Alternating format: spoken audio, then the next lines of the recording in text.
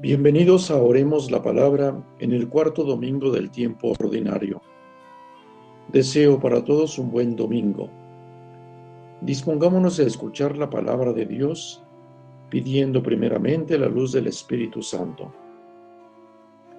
Dios nuestro, Padre de la luz, tú has enviado al mundo a tu Hijo, palabra hecha carne, para manifestarte a nosotros. Te pedimos que envíes a tu Espíritu Santo sobre nosotros, para que podamos encontrar a Jesucristo en esta palabra que viene de ti, para que lo conozcamos y conociéndolo lo amemos más intensamente y anunciemos con nuestra vida la alegría del Evangelio. Amén. Ahora tomemos y leamos el Evangelio del cuarto domingo del tiempo ordinario. Del Santo Evangelio según San Lucas. En aquel tiempo, después de que Jesús leyó en la sinagoga un pasaje del libro de Isaías, dijo: Hoy mismo se ha cumplido este pasaje de la Escritura que acaban de oír. Todos le daban su aprobación y admiraban la sabiduría de las palabras que salían de sus labios, y se preguntaban: ¿no es este el hijo de José?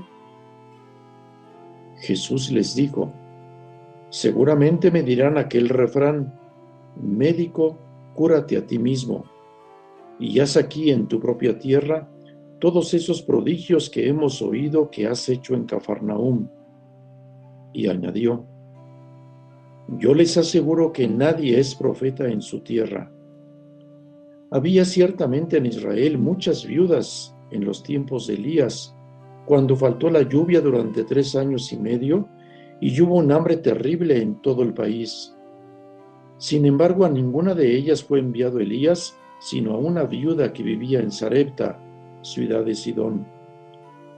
Había muchos leprosos en Israel en tiempos del profeta Eliseo, sin embargo, ninguno de ellos fue curado, sino Naamán, que era de Siria. Al oír esto, todos los que estaban en la sinagoga se llenaron de ira, y levantándose lo sacaron de la ciudad y lo llevaron hasta un precipicio de la montaña sobre la que estaba construida la ciudad, para despeñarlo. Pero él, pasando por en medio de ellos, se alejó de allí. Palabra del Señor. Busquemos ahora lo que el Señor nos quiere decir a través de la meditación. El domingo pasado, la liturgia proponía el episodio de la sinagoga de Nazaret, donde Jesús lee un pasaje del profeta Isaías y al final revelan que esas palabras se cumplen hoy en él. Jesús se presenta como aquel en quien se posó el Espíritu del Señor, el Espíritu Santo que lo consagró y lo envió a cumplir la misión de salvación para la humanidad. El Evangelio de hoy es la continuación de esa historia y nos muestra el asombro de sus paisanos al ver que uno de su pueblo, el hijo de José, pretende ser el Cristo, el enviado del Padre. Jesús, con su capacidad de penetrar en las mentes y en los corazones, entiende inmediatamente lo que piensan sus paisanos. Cuando Jesús se presenta ante ellos como enviado por Dios para los pobres y oprimidos, quedan sorprendidos y admirados. Su mensaje les agrada, pero no les basta. Piden que haga entre ellos las curaciones que, según se dice, ha realizado en Cafarnaúm.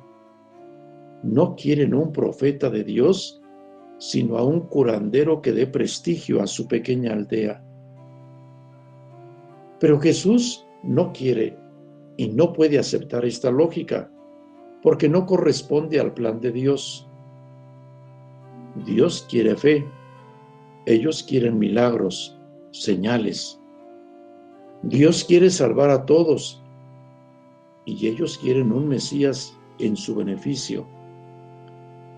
Y para explicar la lógica de Dios, Jesús pone el ejemplo de 2 grandes profetas antiguos, Elías y Eliseo, a quienes Dios envió para sanar y salvar a personas no judías de otros pueblos, pero que habían confiado en su palabra. Gratuidad y universalidad. Ante esta invitación a abrir sus corazones a la gratuidad y a la universalidad de la salvación, los ciudadanos de Nazaret se rebelan e incluso adoptan una actitud agresiva que degenera hasta el punto de que, levantándose, le arrojaron fuera de la ciudad y le llevaron a una altura escarpada del monte para despeñarlo. La admiración del primer momento se había convertido en una agresión, una rebelión contra él. Históricamente, la oposición a Jesús se fue gestando poco a poco.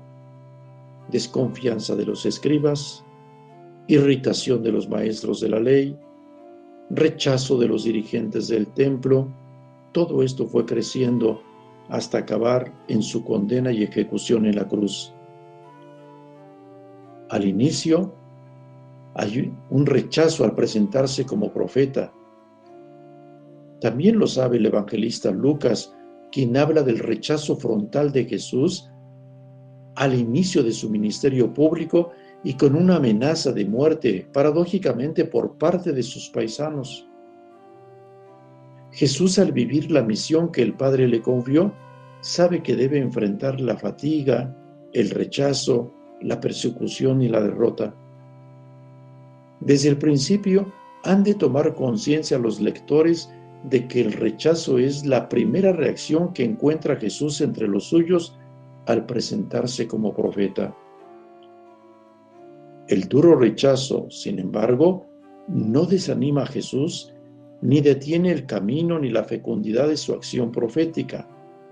Él sigue adelante por su camino, confiando en el amor del Padre. Lo sucedido en Nazaret no es un hecho aislado, algo que sucedió en el pasado. El rechazo a Jesús cuando se presenta como profeta de los pobres, liberador de los oprimidos y que perdona a los pecadores, se puede ir produciendo entre los suyos a lo largo de los siglos. También hoy el mundo necesita ver en los discípulos del Señor profetas, es decir, personas valientes y perseverantes en responder a la vocación cristiana. Gente que sigue el impulso del Espíritu Santo, que los envía a anunciar esperanza y salvación a los pobres y excluidos. Personas que siguen la lógica de la fe y no de la milagrería. Personas dedicadas al servicio de todos, sin privilegios ni exclusiones. Personas que están abiertas a aceptar en sí mismas la voluntad del Padre y se comprometen a dar testimonio de esta voluntad del Padre a los demás. A los seguidores de Jesús nos cuesta aceptar su dimensión profética. Olvidamos casi por completo algo que tiene gran importancia. Dios se ha encarnado y revelado en un profeta, en Jesús, enviado por el Espíritu a anunciar a los pobres la buena noticia y a los oprimidos la liberación. Olvidamos que nuestra fe como seguidores de Jesús no está basada en creencias, ritos y preceptos para vivir la relación con Dios. Es un encuentro con Jesús profeta. Todos tenemos una vocación profética para promover un mundo más humano, orientado hacia la salvación definitiva en Dios. No podemos caminar privados de espíritu profético. Si es así, nos puede suceder lo que a los vecinos de Nazaret. Jesús se abrirá paso entre nosotros y se alejará para proseguir su camino. Nada le impedirá seguir su tarea liberadora.